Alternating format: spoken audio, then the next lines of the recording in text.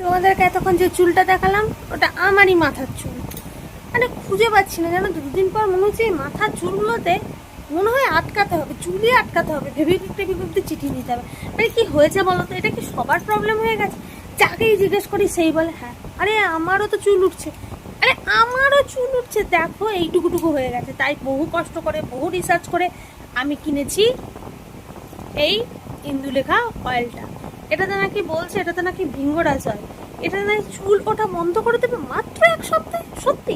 চলো ইউজ করে দেখা যাক, তারপরে তোমাদেরকে রিভিউটা। ইউজ করেছি, এটা সত্যি অবিশ্বাস্য। মানে একবার ইউজ করলে তোমরা বুঝতে পারবে না, অন্তত সপ্তাহে 3 দিন তোমাকে ইউজ করতে হবে। হ্যাঁ, 1 ঘন্টা পরে অবশ্যই শ্যাম্পু করো, না হলে কিন্তু কোনো রেজাল্ট পাবে না। এটা কিন্তু কোনো পেড রিভিউ নয়, এটা জাস্ট নর্মাল ভিডিও। তোমাদেরকে এতক্ষণ যে চুলটা দেখালাম ওটা আমারই মাথার চুল। মানে খুঁজে পাচ্ছি না, জানো, দুদিন পর মনে হচ্ছে এই মাথার চুলগুলোতে মনে হয় আটকাতে হবে, চুলই আটকাতে হবে, ভেবে টেবিতে চিঠি নিতে হবে। মানে কি হয়েছে বলো তো? এটা কি সবার প্রবলেম হয়ে গেছে? যাকেই জিজ্ঞেস করি সেই বলে হ্যাঁ, আরে আমারও তো চুল উঠছে। আরে আমারও চুল উঠছে, দেখো এইটুকুটুকু হয়ে গেছে। তাই বহু কষ্ট করে, বহু রিসার্চ করে আমি কিনেছি এই ইন্দুলেখা অয়েলটা। এটাতে নাকি বলছে, এটাতে নাকি ভিঙ্গরাজ হয়, এটাতে নাকি চুল ওঠা বন্ধ করে দেবে মাত্র 1 সপ্তাহে। সত্যি?